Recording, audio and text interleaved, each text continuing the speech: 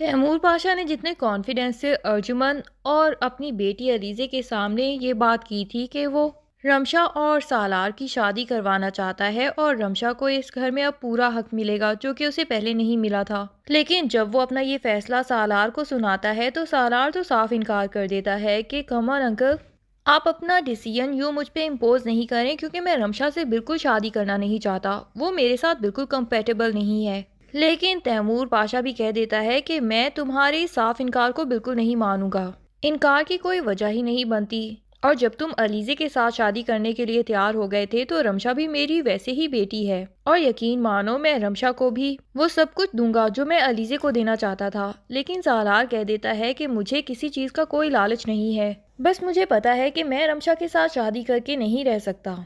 लेकिन तैमूर पाशा सालार के इस इनकार के बावजूद भी उसे कहता है कि तुम अभी रमशा को जानते ही कितना हो, कुछ ही अरसे के लिए तो वो यहाँ आई है। मैं चाहता हूँ कि तुम दोनों की मंगनी कर दूँ। हो सकता है कि कुछ अरसे उसके साथ रहो, उसके साथ घूमो फिरो, उसकी बातें सुनो, तो तुम्हें लगे कि वो तुम्हारे लिए अच्छी लाइफ पार्टनर साबित हो सकती है। अब एटलीस्ट मंगनी करने से तो तुम इनकार नहीं कर सकते। सालार जो कि बिल्कुल भी रमशा के साथ मंगनी भी करना नहीं चाहता, लेकिन उसे ये पता चल जाता है कि वो अपने तैमूर अंकल के सामने इस टाइम मंगनी से तो एटलीस्ट इनकार नहीं कर सकता। तो वो इस बात के लिए राजी हो जाता है कि चलो ठीक है, कुछ से बाद ही सही, जब मैं अपने अंकल को बता दूंगा कि वो मेरे मिजाज से बिल्कुल नहीं मिलती तो वो मुझे मंगनी तोड़ने की परमिशन तो दे ही देंगे। और फिर अर्जुमन आंटी भी मेरे साथ ही हैं। वो तैमूर पाशा से सोचने का टाइम ले लेता है। इधर सजल को जब ये बात पता चलती है तो वो ताबिश से कहती है कि मुझे खुद बहुत अफसोस हो रहा है कि मैंने सालार से मोहब्बत ही क्यों की थी। जब से रमशा और सालार की बात पक्की हुई है तो मुझे खुद पे बहुत शदीद गुस्सा आ रहा है।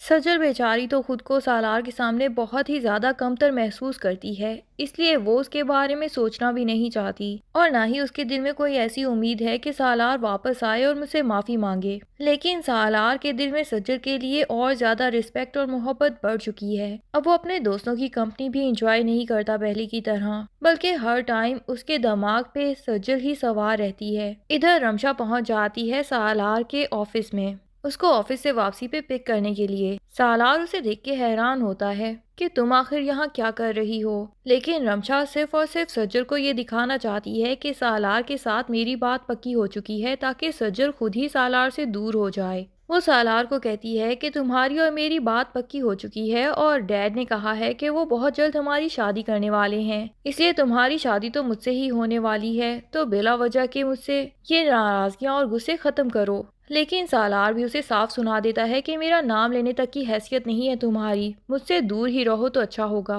रमशा को तो बहुत शदीद गुस्सा आता है और वो इसी गुस्से में घर आती है। यहाँ अर्जुमन भी पहले से ही तैयार होती है और वो रमशा को कह देती है कि तुम्हारा ये ख्वाब कभी पूरा नहीं होगा, सालार तुम्हारे साथ कभी भी शादी नहीं करेगा और मैं तुम्हें सालार की जिंदगी में बिल्कुल शामिल होने नहीं दूंगी। अब तो रमशा को भी वाकई ही ये रिश्ता इम्पॉसिबल दिखाई देने लगता है। लेकिन पाशा ये बता देता है कि सालार और रमशा की बहुत जल्द मंगनी अनाउंस होने वाली है और बहुत धूमधाम से ये रस्म होगी। अर्जुमन को बहुत हैरत होती है और वो कहती है क्या सालार इस रिश्ते के लिए राजी हो गया है। तैमूर पाशा कहता है कि मेरा इतना तो सालार पे हक बनता है, मैंने उसे बेटा समझ के पाला है, मैं उसकी शादी तो अपनी मर्जी से करवा ही सकता हूँ और फिर रमशा कोई गैर तो नहीं, आखिर मेरी अपनी बेटी है। पर अर्जुमन को बहुत शदीद गुस्सा आता है और वो कहती है कि सालार की शादी आप इस तरह नहीं कर सकते, उसे उसकी मर्जी से शादी करने की परमिशन होनी चाहिए। तैमूर पाशा कह देता है कि सालार की जिंदगी में कोई लड़की नहीं है और मुझे यकीन है कि रमशा उसके दिल में अपनी जगह बहुत जल्द बना लेगी।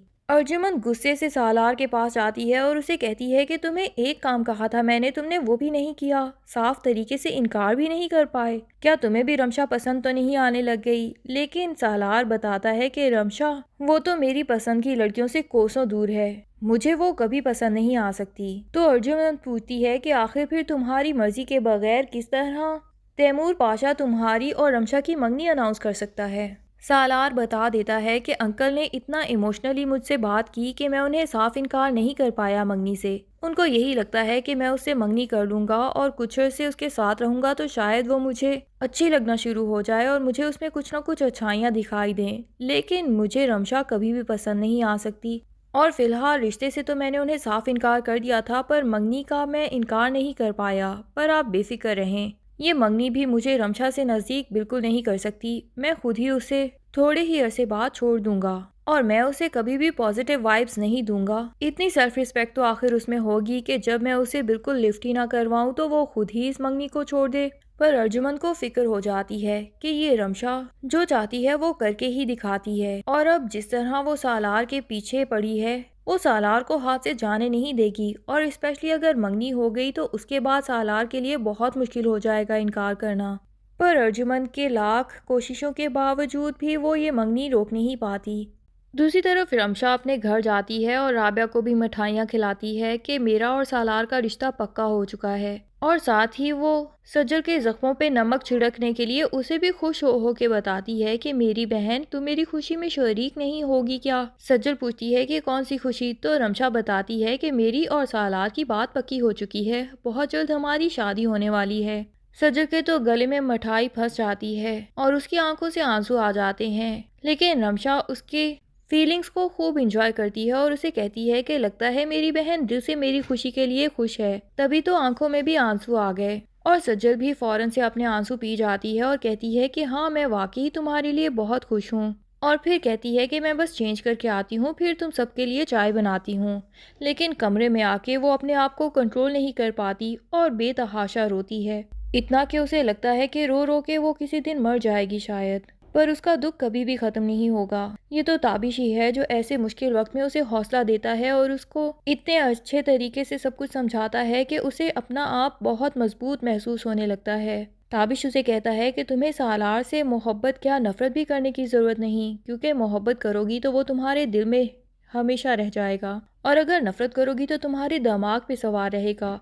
तुम्हें सालार को बिल्कुल इग्नोर करना है और उसे यही शो करवाना है कि तुम्हें इस बात से कोई फ़र्क ही महसूस नहीं हुआ, बल्कि उसके साथ अगर तुम्हारा कोई रिलेशन है तो वो सिर्फ़ और सिर्फ ऑफिस की हद तक, इसके अलावा वो तुम्हारे बारे में कुछ सोचे भी ना।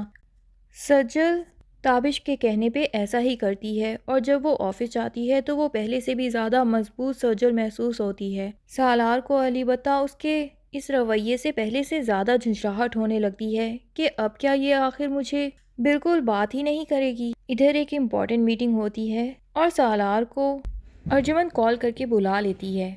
सालार सज्जल से कह देता है कि मीटिंग अभी कैंसिल कर दो, लेकिन सज्जल उन लोगों के पास जाके कह देती है कि बॉस अभी बिजी हैं और मीटिंग मैं अटेंड करूंगी। अब पता नहीं सालार को इस बात पे कितना गुस्सा आने वाला है, या तो वो इतनी अच्छी मीटिंग अटेंड करेगी कि वो डील फाइनल हो जाएगी और तैमूर पाशा को सज्जल की सलाहियतें पहले से भी ज़्यादा अच्छी लगेंगी, तभी वो सज्जल को और अच्छा मुकाम दे देगा ऑफिस में। लेकिन क्या होने वाला है ये तो हम अगली एपिसोड में ही जान पाएंगे। तब तक के लिए अल्लाह हाफिज़।